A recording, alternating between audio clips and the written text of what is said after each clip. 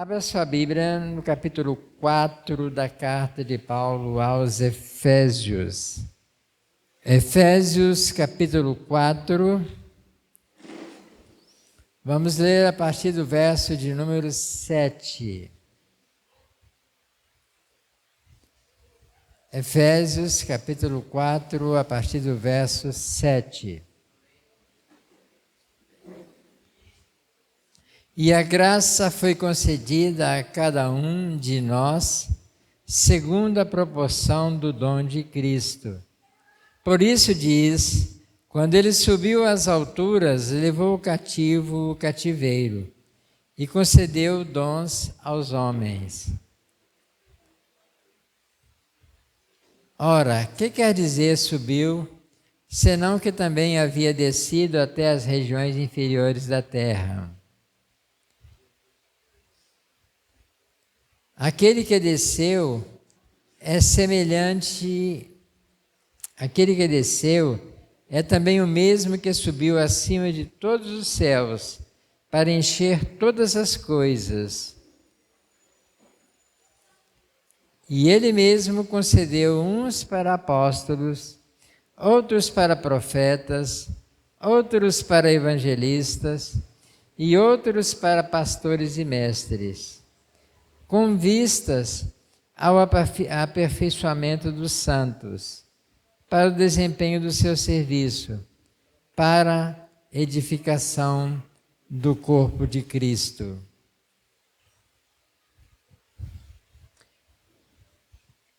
Até que todos cheguemos à unidade da fé e o pleno conhecimento do Filho de Deus, a perfeita varonilidade, à medida da estatura, da plenitude de Cristo, para que não mais sejamos como meninos agitados de um lado para o outro e levados ao redor por qualquer vento de doutrina, pela artimanha dos homens, pela astúcia dos que induzem ao erro, mas segundo a verdade em amor, cresçamos em tudo naquele que é a cabeça, Cristo, de quem todo o corpo, bem ajustado e consolidado pelo auxílio de toda a junta, segundo a justa cooperação de cada parte, efetua o seu próprio aumento para a edificação de si mesmo em amor.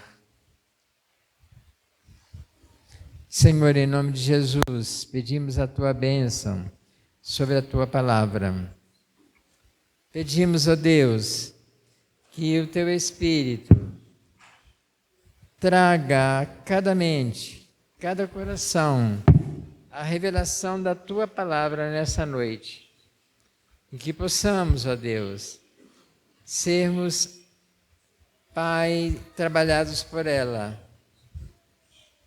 Que o Senhor possa efetuar em cada vida aquilo que o Senhor já determinou no teu coração desde antes da eternidade. É a nossa oração em nome de Jesus. Amém. Amém. Vamos nos sentar.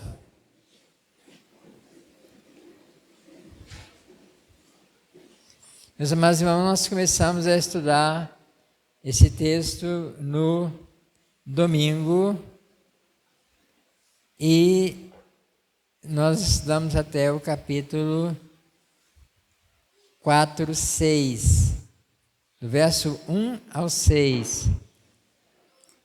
E hoje nós vamos continuar, e a mensagem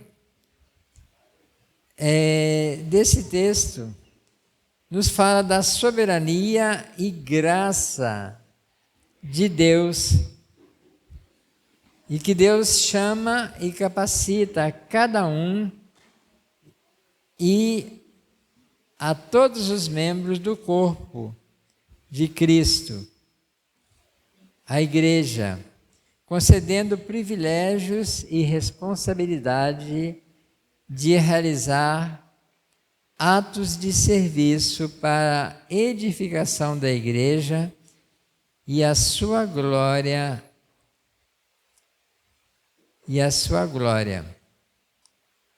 Então, basicamente, esse texto ele nos fala o que está no capítulo 4, verso 16, que o propósito de Deus é a edificação. Olha aí o capítulo 4, verso 16. De quem todo o corpo, bem ajustado e consolidado pelo auxílio de toda junta, segundo a justa cooperação de cada parte, efetua o seu próprio aumento, outra versão diz crescimento, para edificação de si mesmo em amor. Então, o tema desse texto é Cristo, a preocupação de Cristo, né, de Deus em Cristo, de edificar a sua igreja. E a mensagem que esse texto nos traz é a soberania de Deus, que através de Jesus, Ele faz com que a igreja seja edificada e que a igreja ela sirva para não só edificar, mas também levar todo membro do corpo de Cristo para uma edificação, um crescimento, até que nós todos sejamos semelhantes, né, a Jesus Cristo. O texto fala, cresçamos até a estatura do varão perfeito, que é Cristo. E o propósito desse texto, conhecer, compreender,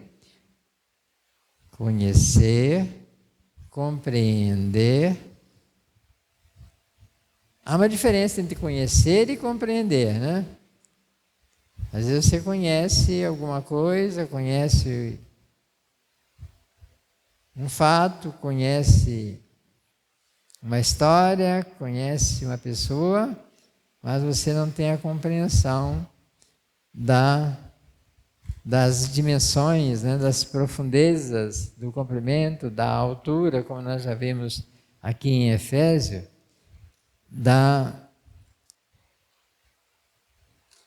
aqui em Efésios fala do amor e sabedoria de Cristo. Então o propósito é compreender e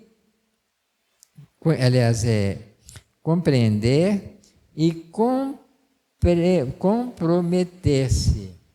Então, cada um que conhecer a palavra, cada um de nós, precisamos nos comprometer a colocá-la em prática. Porque só conhecer não nos garante a vitória, não nos garante a edificação, a libertação, a salvação, uma vida bem-sucedida. Existe uma criatura, o inimigo das nossas almas, que ele compreende a palavra de Deus. Ele esteve no céu, ouvia a Deus face a face. Era, segundo a Bíblia, né? Você pode conferir lá em Isaías 14, Ezequiel 28. Ele era dos querubins aquele que tinha o maior brilho. E, pelo que a Bíblia diz, ele era o mestre de música no céu. Mas ele conhecia, compreendia, mas ele não se comprometeu em obedecer a Deus. Por isso ele está condenado e pouco tempo lhe resta e não existe salvação para ele. Então, se você quer ser um cristão abençoado, você precisa conhecer a palavra de Deus e comprometer-se com Deus em vivê-la, colocá-la em prática. E não só viver a palavra, colocar em prática, mas também se comprometer com o propósito da graça divina, que é a edificação o fortalecimento e o crescimento espiritual da igreja, com profundos impactos na qualidade do viver e servir a Cristo, no contexto da comunhão de uns com os outros. Então nós precisamos nos comprometer com Deus e também com a igreja. Eu sempre digo que a vida não é nossa. Muita gente diz, a vida é minha, né? Mas se você entregou a Jesus, ela é de Jesus. Se você não entregou, ela tem um outro dono. E você não pode servir a dois senhores. Ou vai servir um e desagradar o outro, não é? Então, este é o propósito desse texto, Efésios capítulo 4, que nós conheçamos, compreendamos e nos comprometemos com o propósito da graça divina, que é a edificação, o fortalecimento, o crescimento espiritual da igreja, com profundos impactos na qualidade do viver e servir a Cristo, na sua vida e também no contexto e comunhão da igreja, uns com os outros. E Deus, então, Ele quer que haja uma edificação espiritual. É o que nós lemos aqui, do verso 7 até o verso 12. No verso 7, confira aí na sua Bíblia, mantenha a sua Bíblia aberta. Verso 7, ele diz: e a graça foi concedida a cada um de nós, segundo a proporção do dom de Cristo. Graça, no grego, charis, né? A graça de Deus é que nos salva, é que nos abençoa, é que nos santifica, é que nos torna dignos de participarmos do corpo de Cristo, que é a igreja. E há poucos dias nós falamos aqui do apóstolo Paulo. Quando ele escreve a Timóteo, ele diz: eu era o principal dos pecadores, persegui a igreja de Deus, concordei na morte de muitos santos, mas pela misericórdia e graça do Senhor Jesus, eu fui designado ministro de Cristo. Eu, o principal dos pecadores, para que evidenciasse em mim a graça de Deus. Então, Paulo, ele compreendeu, né, que foi a graça de Deus que o alcançou. Muitas vezes as pessoas acham: eu fui para a igreja, eu compreendi, eu aceitei, eu sou inteligente, eu compreendi, eu me comprometi. Mas, olha, é Deus que efetua em nós tanto querer como realizar. Nós vamos ver nas cartas de Paulo a seguir. Então, no verso 7 ele fala que a graça de Deus foi concedida a cada um segundo o propósito do dom de Cristo. Então nós precisamos, né,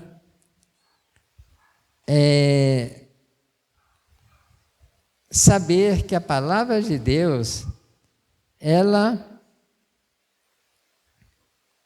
nos fala sobre a unidade dos cristãos. E nós vemos muito aqui em Efésios, todos. E nesse capítulo 4, o apóstolo Paulo, se você observar, ele sai do todos a pluralidade para a singularidade. Ele fala cada um. Verso 7. A graça de Deus foi concedida a cada um. Porque cada um é importante para Deus. Na igreja não existe ninguém melhor do que todos. Às vezes as pessoas ficam aí, ninguém me ama, ninguém me quer, né? O pastor não gosta de mim, o irmão não gosta de mim, a igreja não gosta de mim, né? Coitadinho de mim. Né? Mas Cristo ama cada um, não faz acepção de pessoas, e ele, se fosse para vir salvar você, ele viria. E esse texto, então, o apóstolo Paulo, segundo a direção do Espírito Santo, ele sai da pluralidade, né, de todos para a singularidade do cada um. Não é? A graça de Deus foi concedida a cada um segundo a proporção do dom de Deus. Voltando a abordar sobre a unidade e singularidade, no verso 13 e 16. Olha aí na sua Bíblia o verso 13. Até que todos, a pluralidade, até que todos cheguemos à unidade da fé e do pleno conhecimento do Filho de Deus, a perfeita varonilidade, à medida da estatura perfeita de Cristo. Então ele volta aqui à pluralidade. Todos. Deus, ele quer abençoar cada um na igreja, para que você cresça até a estatura do varão perfeito que é Cristo, em todas as áreas, intelectualmente, emocionalmente, materialmente, né? Em todas as áreas, a bênção de Deus vem sobre o cristão. Enquanto Deus faz o cristão prosperar. Tem pastores que só gostam de pregar sobre prosperidade, como se fosse algo que você fizesse uma troca. Você dá a Deus e Deus, em troca, te dá muito mais. Mas nós não podemos comprar a Deus, não podemos negociar com Deus. E nada que temos. Lá no capítulo 13 de Coríntios, ele começa dizendo sobre um caminho sobremodo excelente. E ele fala, ainda que eu queimasse o meu próprio corpo, né, e entregasse como sacrifício, nada, se fosse sem amor, nada disto me aproveitaria. Lógico que Deus não quer que você queime o seu corpo, Deus quer que você viva, né, e viva para o louvor da glória dele. Nós vimos em Efésios capítulo 1, um dos objetivos de Deus ao nos criar, foi para que nós fôssemos filhos de Deus, irmãos de Jesus, e vivêssemos para a glória dele, vivesse de modo digno, como nós vimos no domingo à noite, digno da vocação a qual nós somos chamados. Fomos chamados para ser cristãos. Lá em Romanos 1 fala do chamado para ser de Jesus, chamado para ser santo, chamado para ser salvo. Então, Deus, então, ele quer abençoar em todas as áreas da sua vida, a cada um de nós. Ao passo que nós sabemos que o diabo, ele veio, né, só para tirar, roubar. A filosofia dele é roubar, né, é matar e destruir. É como fala lá em João capítulo 10, aquele mercenário, né? E o diabo é um mercenário. É um mercenário. Então, a palavra de Deus, no capítulo 13, e também no verso 13, no capítulo 4, e também no verso 16, ele fala dessa pluralidade e singularidade. No verso 16, ele diz: de quem todo o corpo, bem ajustado e consolidado, pelo auxílio de toda a junta, segundo a justa cooperação de cada um. Quando ele fala cada um, está trazendo para o singular. Eu, você. Quando ele fala de todos, ele está falando de nós, plural. E isso é muito simples, né? O que é singular e o que é plural. E então, nesse texto, Deus, ele parte da pluralidade para a singularidade, mostrando que a bênção de Deus é para toda a igreja, mas é também especial para cada um. Então, procuremos compreender o que a palavra de Deus nos ensina nesses versos, principalmente no capítulo 4, 7 a 12. E quais as implicações para cada um de nós? É que todos e cada um precisa sentir, falar e viver em Cristo Jesus. É que Cristo seja formado em cada um de nós e que cada um de nós seja semelhante a Jesus, cresçamos até a estatura do varão perfeito que é Cristo. O que quer dizer varão?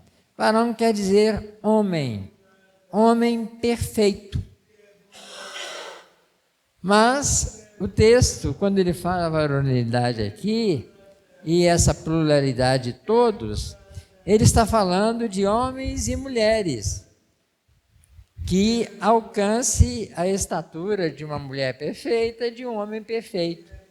Mas você vai dizer, mas nós somos imperfeitos, nós falhamos, nós erramos, nós pisamos na bola, como as pessoas falam, Mas o propósito de Deus é que cada dia você cresça. Agora, quando é que nós somos perfeitos? Quando estamos vivendo a palavra de Deus. A Bíblia diz que não há um justo sequer, um que faça o bem. Por outro lado, a Bíblia também deixa em aberto que nós podemos viver como Cristo viveu, sem pecado. 1 João diz que aquele que está em Cristo não peca. Lá no grego está lá, não peca.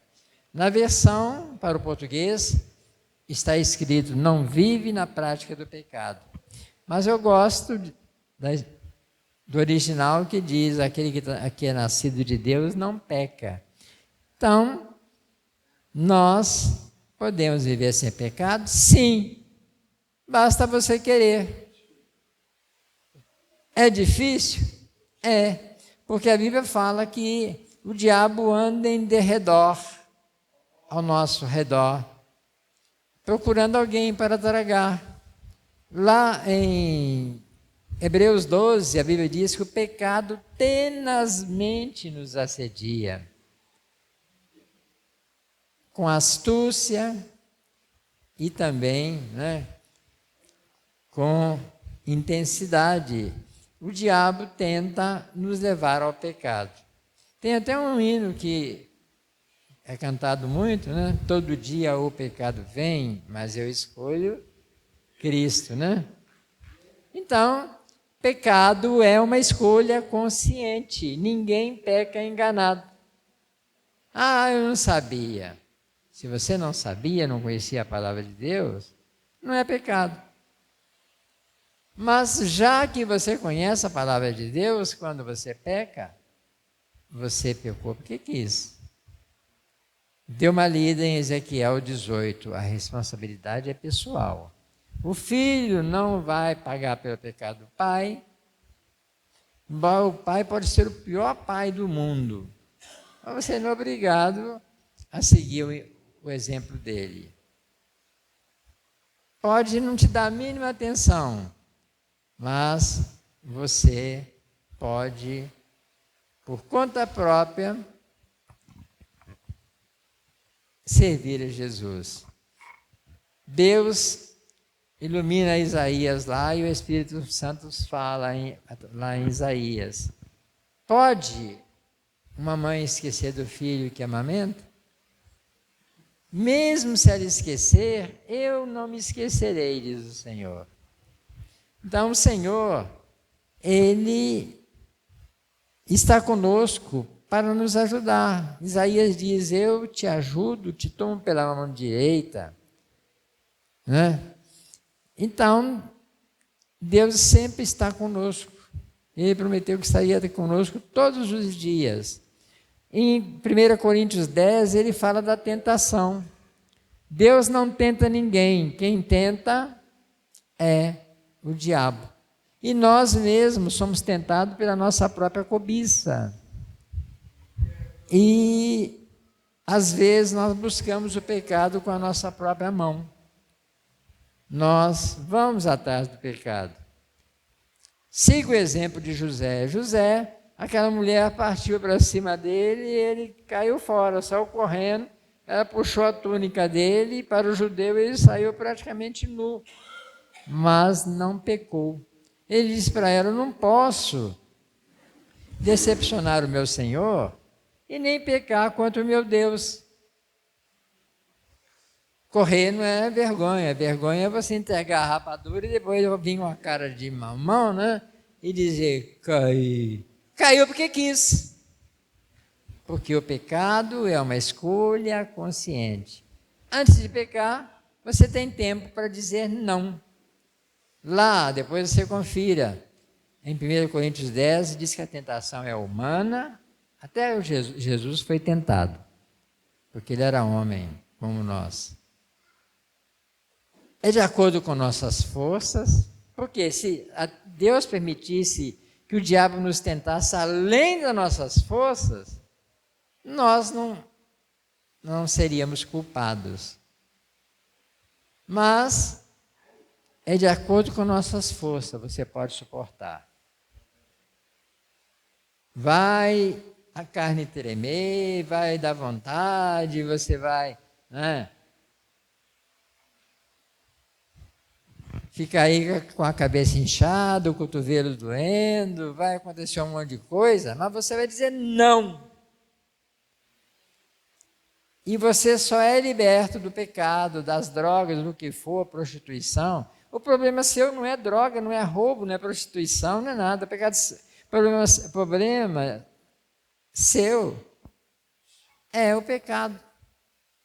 É a falta de Jesus Cristo na sua vida. E quando você não serve a Cristo, é o Senhor da sua própria vida, que você acha que é, né? Mas quem comanda é o diabo, você vai obedecê-lo e fazer o que ele quer. Mas, se você entregou sua vida para Jesus, ele não vai permitir que o diabo te tente além das vossas forças. E junto com a tentação tem um livramento. Antes de ir para o motel, ou para o boteco, ou para onde for, você para e diz, eu não vou não. Né? Quando eu me converti, eu parei de ir à festa, parei de ir a boteco, parei de ir... Tudo que tem no boteco, você compra no supermercado. E onde eu sabia que não era um ambiente propício, eu não ia. Gostava muito de futebol, ia sempre ao campo. Hoje eu não vou mais por causa das brigas e palavrões. Então procuro frequentar um ambiente onde seja um ambiente sadio. E você pode chegar e falar da palavra de Deus. Então, meus amados irmãos,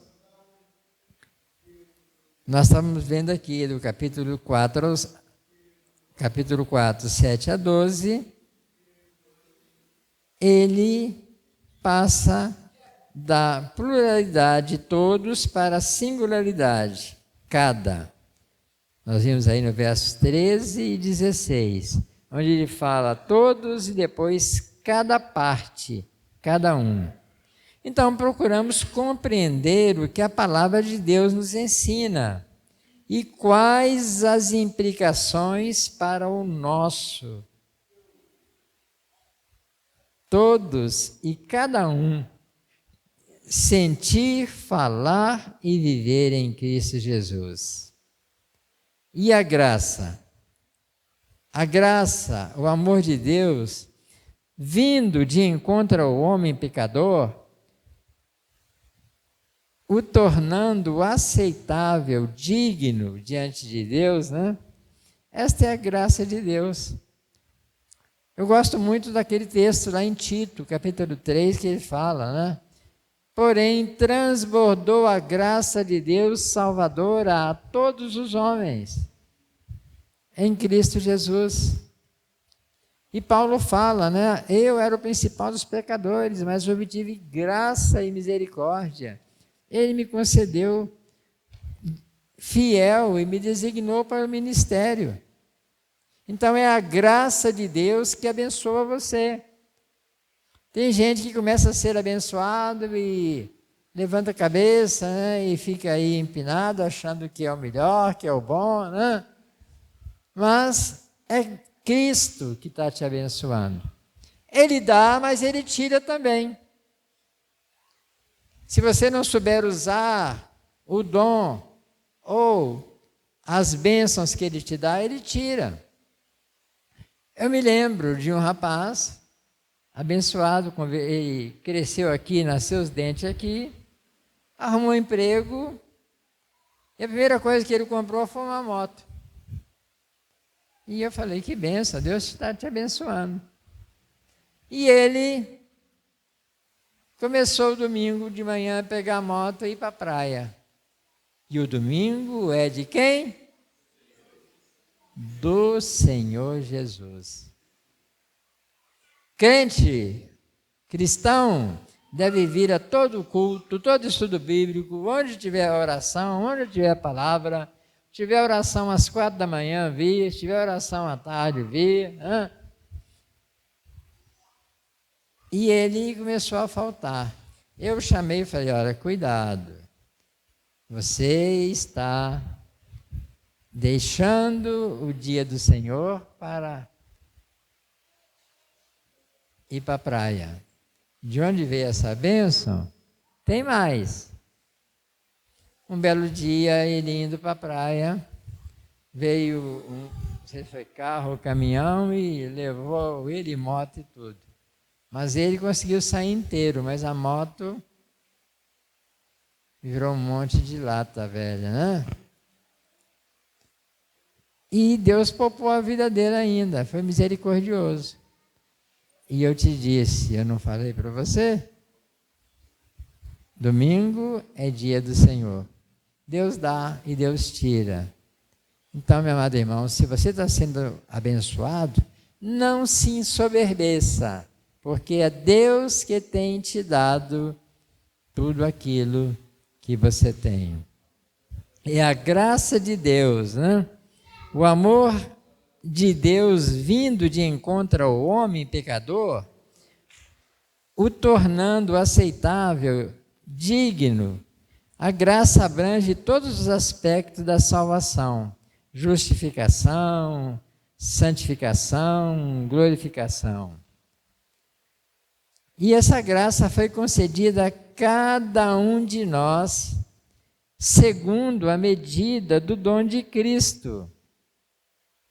Coloque no quadro, por favor, aí, Efésios 1, 22 e 23. Já passamos por ele, mas não custa nada voltar.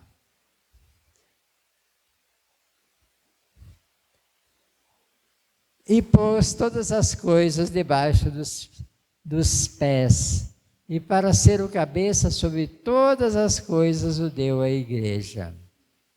23. O qual é o seu corpo, a igreja, o corpo de Cristo, a plenitude daquele que a a tudo enche em todas as coisas. Então, meus amados irmãos, esta graça de Deus, que é Cristo Jesus, ela foi concedida a cada um de nós. Olha aí a singularidade. Na igreja existem muitas pessoas, mas cada um recebeu desta graça de Cristo, assim como todos receberam. Um dos resultados dessa graça divina é que, segundo a soberania, a soberana vontade de Cristo, para com cada cristão é concedido um dom espiritual. Precisamos conhecer, compreender e valorizar os dons dados. Vou repetir. Precisamos conhecer, compreender e valorizar os dons dados como fruto da graça de Deus, Pai, Filho e Espírito Santo, para enriquecimento do corpo de Cristo, que é a igreja, e também para a sua glória. Por isto, diz, quando ele subiu às alturas, levou cativo o cativeiro e concedeu dons aos homens. Abra, por favor, aí, Salmo 68, dos versos 17 a 20. Os carros de Deus são 20.000, sim, milhares de milhares. No meio deles está o Senhor. O Sinai tornou-se em santuário. Subiste às alturas e levaste cativo o cativeiro. Recebeste homens por dádivas, até mesmo rebeldes, para que o Senhor Deus habite no meio deles. E a igreja tem esses rebeldes? Tem. Porque a graça dele recebe a todos. Então nós precisamos conhecer, compreender e valorizar os dons dados como fruto da graça de Deus, Pai, Filho e Espírito Santo, para enriquecimento do corpo de Jesus Cristo, igreja e sua glória. Por isso diz, quando ele subiu às alturas, levou cativo o cativeiro e concedeu dons aos homens. Aqui, nós vimos essa citação do Salmo 68, e é um salmo de vitória. Abra também em João 3,13. Evangelho de João 3,13. Ora, ninguém subiu ao céu, senão aquele que de lá desceu. Quem é que desceu do céu, desvestiu-se da sua glória e se tornou como um de nós? Cristo. Então, ninguém subiu ao céu, senão aquele que lá desceu, a saber, o Filho do homem que está no céu. E também nós vamos ver Colossenses 2, 14 e 15. Essa lâmpada aqui é um problema. Colossenses 2, 14 e 15. Tendo cancelado o escrito de dívida que era contra nós e que constava de ordenanças, a lei, o qual nos era prejudicial, porque ninguém conseguia cumpri-la, removeu-o inteiramente, encravando-o na cruz. E despojando os principados e as potestades, publicamente os expôs ao desprezo, triunfando neles na cruz. Então, aquela maldição que era contra nós, que a lei não podia nos purificar, Por quê? Porque a lei apontava para Cristo. Aquele sacrifício de touros, ovelhas e cordeiros simbolizava o sacrifício de Cristo que seria realizado lá na plenitude dos tempos. Então, a lei, ela não poderia aperfeiçoar. Ela apenas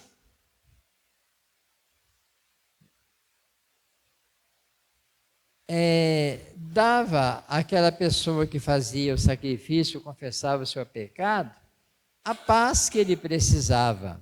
Mas ele era perdoado pelo sangue de Cristo, que seria derramado na cruz, mas que foi derramado já no coração de Deus lá na eternidade, porque para Deus o sacrifício de Cristo já havia sido realizado.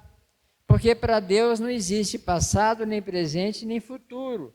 Tudo é um eterno presente. E então,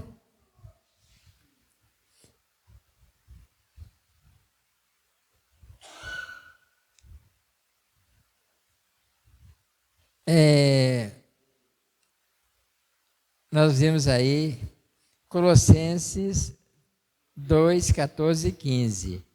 Vamos ver também Hebreus capítulo 2, 14 e 15. Visto, pois, que os filhos têm participação comum de carne e sangue, destes também ele igualmente participou, para que por sua morte destruísse aquele que tem o poder da morte, a saber, o diabo, e livrasse todos os que, pelo pavor da morte, estavam sujeitos à escravidão por toda a vida. Então, lá em Hebreus fala que, através do sacrifício de Cristo, o sangue dele derramado na cruz,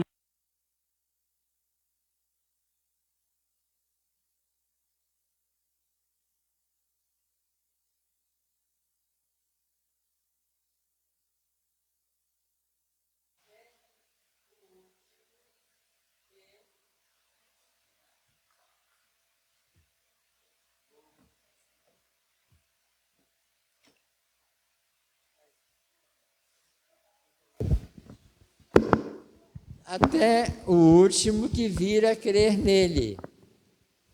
Por isso, antes de Cristo, ninguém ia para o céu.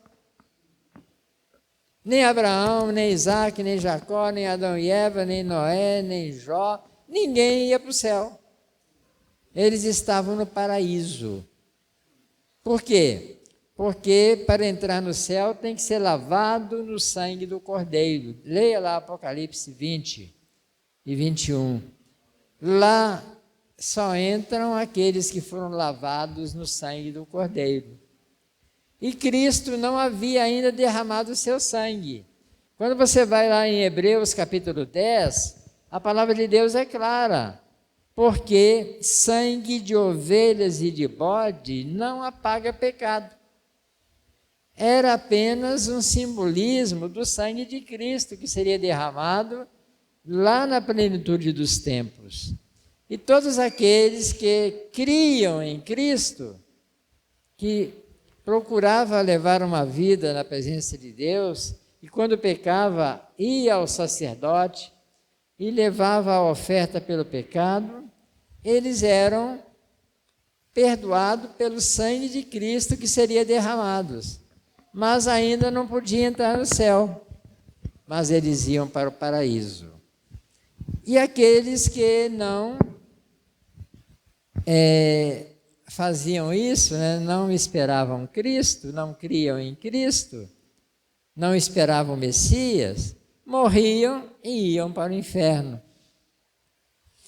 Então, quando Cristo ressuscitou, ele passou pelo paraíso e levou para o céu todos os que estavam lá com ele. O paraíso acabou com a ressurreição de Cristo. Cristo desceu às regiões inferiores, desceu aos infernos, pegou com Satanás a chave do inferno, do abismo, da morte, e também passou no paraíso e levou todos que estavam lá para o céu com ele. E a partir de hoje, se você morrer hoje com Cristo, você vai para o céu. Se você morrer sem Cristo, você vai para o inferno.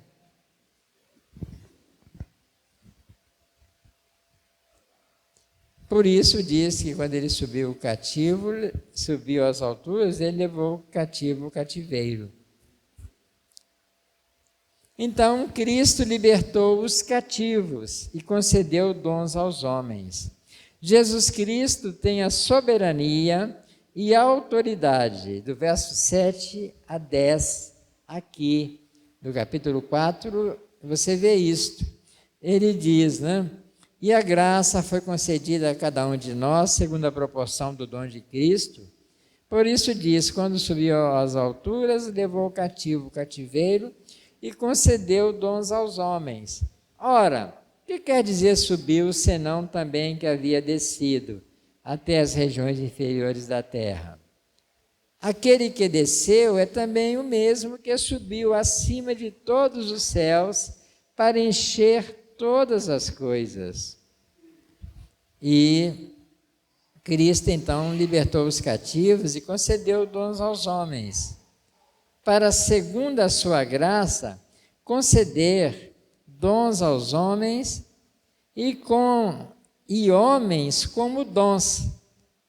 A igreja hoje, ela tem como dons pessoas que Deus dá à igreja, os seus líderes. Uma igreja completa é uma igreja que tem um ministério plural, que tem pastores, evangelistas, profetas, mestres, todos esses dons que nós vamos ver aqui no capítulo 4. E esses dons são o quê? São homens, são mulheres que receberam de Deus esse dom de estar na igreja e trabalhar a singularidade, trabalhar cada um, trabalhar o irmão mais próximo e também a igreja, para que todos cheguemos à unidade da fé e do pleno conhecimento da graça de Deus, à estatura do varão perfeito que é Cristo. Então ele concedeu dons aos homens. Jesus Cristo tem a soberania e a autoridade para, segundo a sua graça, conceder dons aos homens e homens como dons, considerando a unidade, singularidade e diversidade ou pluralidade, né, do corpo de Cristo, que é a igreja. E uma das coisas que eu acho maravilhosa na igreja é que a igreja é cheia de pessoas diferentes, umas mais tratáveis, outras mais difíceis, umas mais fáceis, né? Mais dóceis, outras mais casca de jaca, né? Mas todos nós devemos viver na comunhão do Espírito Santo, suportando uns aos outros em amor, como nós aprendemos domingo.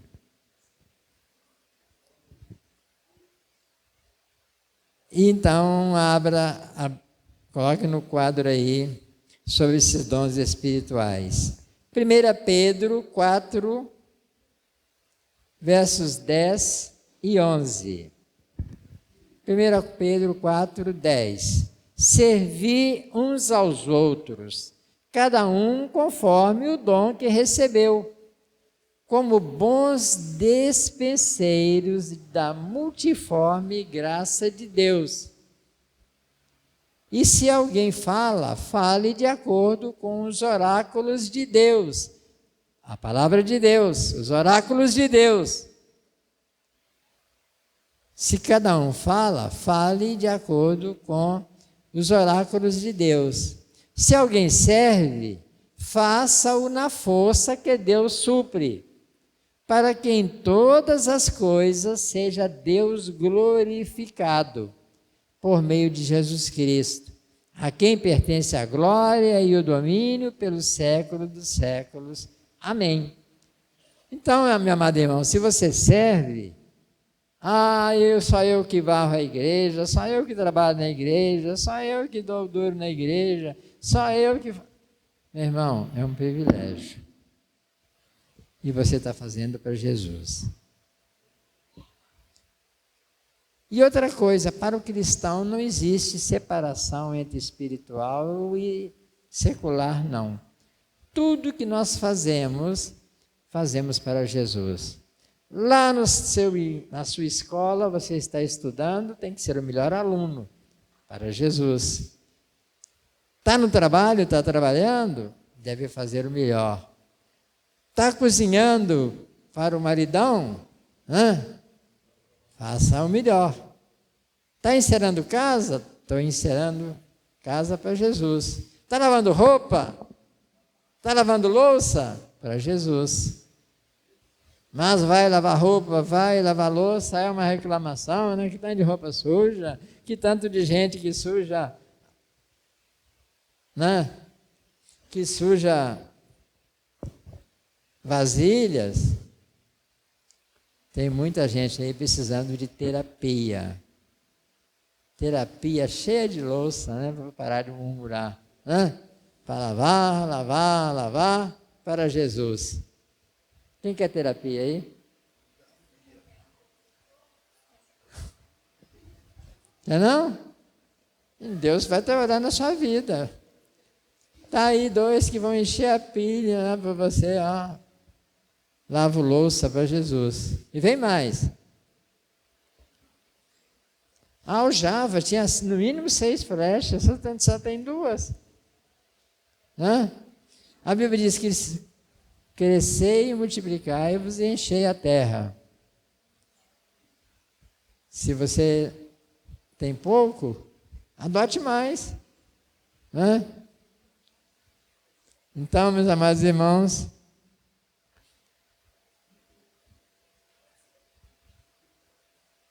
Cristo libertou os cativos e concedeu dons aos homens.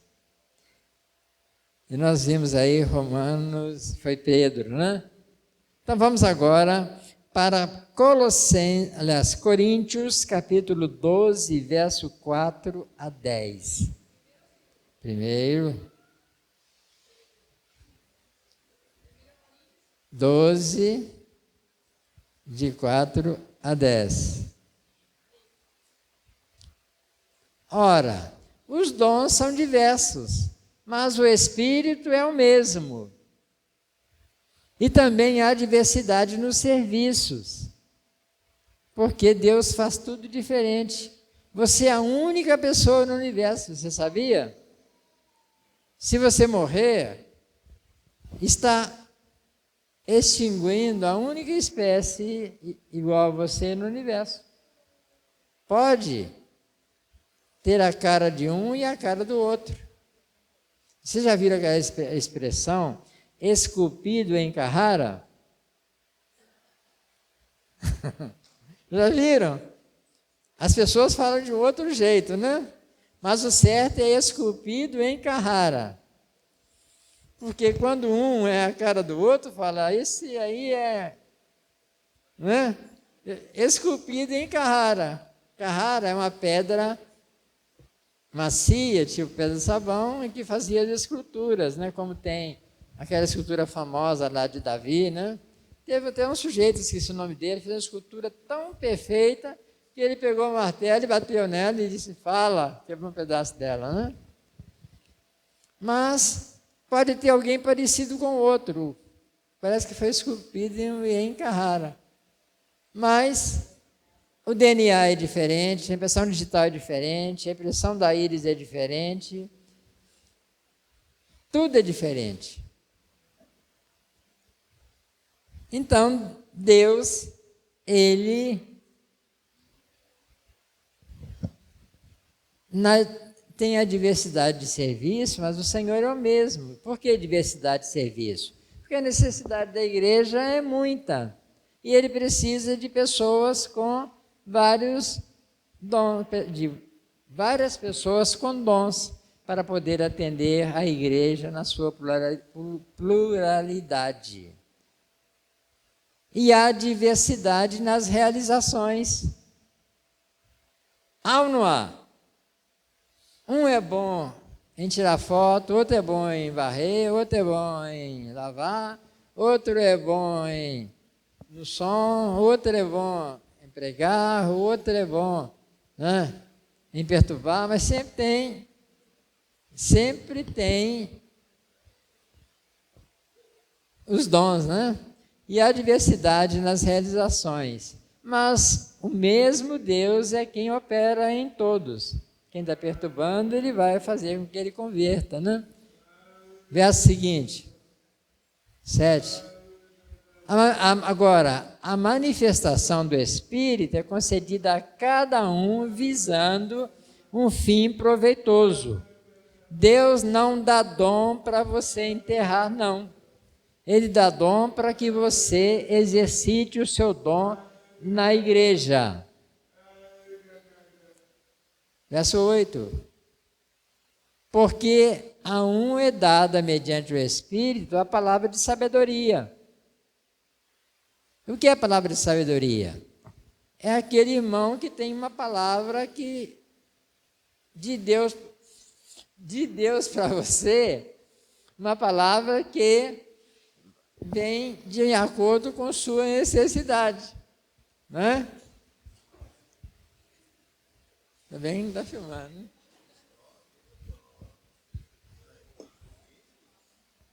Qual é a graça? A graça do Senhor Jesus, né? Então, está vendo lá? Porque a cada um é dada mediante o Espírito a palavra de sabedoria, e a outro segundo o mesmo Espírito, que é um só. Nós vimos no domingo, há um só corpo, uma só fé, um só batismo, um só Senhor, né? Um só Espírito. A um, mediante o Espírito, é dada a palavra de sabedoria. E a outro é dado, segundo o mesmo Espírito, a palavra do conhecimento. Há uma diferença de sabedoria e conhecimento. Eu já contei a história daquele navio que parou no alto mar aqui, não já? Pois é. Ali tem sabedoria e tem conhecimento. Um navio de uma grande empresa, um navio muito grande, parou em alto mar. E mandaram chamar vários técnicos e ninguém achava o defeito. Aí alguém falou, olha, em tal país um sujeito que ele é o melhor de todos. Aí então o dono do navio mandou buscá-lo de helicóptero e levou, né? Ele chegou lá, falou, liga o motor, e deu uma escutada, desliga. Abriu a pastinha dele, tirou um martelo de borracha, foi lá numa válvula e deu uma martelada na válvula. Liga de novo, ligou, o navio e foi embora. Aí ele pegou o helicóptero, foi embora e mandou a conta para o dono do navio, $10.000. Cara, rapaz, você não gastou 3 minutos, uma martelada e $10.000. Aí ele fez a discriminação das despesas, né? Martelada, $1. Saber onde dar a martelada, $9.999.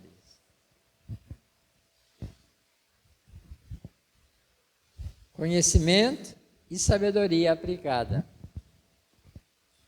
Quer sabedoria? Peça a Deus que a todos dá. Leia Provérbios de 1 a 8, você vai ver que Cristo é a própria sabedoria. Quer sabedoria? Aceite a Jesus. Porque o princípio da sabedoria é o temor do Senhor. A outro, pelo mesmo Espírito, a fé. E a outro, no mesmo Espírito, dons de curar. Tem pessoas que oram, as pessoas são curadas. Eu mesmo já orei e pessoas foram curadas. A primeira que eu lembro foi minha mãe. Estava com hérnia de disco. não conseguia se levantar da cama, ia para terapia, voltava pior. Os médicos queriam operar, e na última operação ela teve parada cardíaca, a família, ninguém queria que ela operasse. E eu estava no seminário, acho que no 2º ano. E aí então ligaram se eu podia ficar com ela à tarde, né, que minha irmã ia sair. Eu falei, fico. Eu fui para a casa da minha mãe e ela disse, 2 horas ela tem que tomar esse remédio com leite. Deu 2 horas, eu peguei, fui na cozinha, um copo de leite, trouxe o remédio, peguei minha mãe, coloquei ela sentada e dei o remédio para ela. E ela sentada, eu falei, minha mãe, só que Deus pode curar a senhora? Ela, creio. E eu orei ali pela cura dela e tornei a deitá-la. E quando eu fui na cozinha, estou na cozinha, estou ouvindo ela gritar, fui curada, eu cheguei, estava em pé no quarto, já mexendo, sem sentir mais nada. Morreu aos 93 anos, sem problema de coluna. E eu até hoje tenho problema de coluna e já orei e Deus não me curou. Ele me disse, minha graça te basta.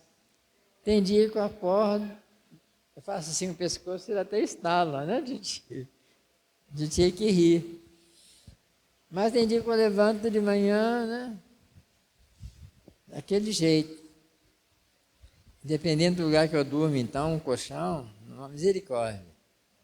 Mas já orei por gente com problema de coluna e foram curados. Já orei também e não foram curados. Mas a um é dado o dom. Volte lá, não estava lendo isso aí não. Volte no verso 9. A outro, mesmo Espírito, a fé. E a outro, pelo mesmo Espírito, dons de curar. Então, tem pessoas que oram e as pessoas são curadas, né? Mas, é fulano que está curando? Não. É Deus. E Deus cura quem quer, quem tem fé, né? Ele cura. E também, se ele não quiser curar, ele tem um propósito nisso. O pastor Renê contava a história de quando ele era pastor lá na primeira igreja batista de Goiânia. Tinha um sujeito que não conseguia andar. E um dia lá, orando pelos enfermos, ele orou, aquele sujeito andou, né? Na igreja lá, saiu andando, já foi para casa andando.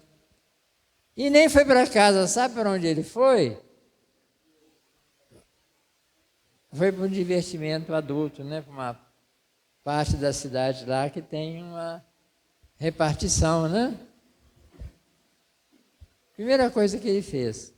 Lá em Atos 2, o rapaz que foi curado entrou pulando e saltando no templo. Tinha um problema no pé. Nunca pôde andar. E tem outros que são curados, só querem a bênção. Tem gente que só quer a bênção de Cristo, não quer o dono da bênção. Recebe a bênção e vai para o inferno curado.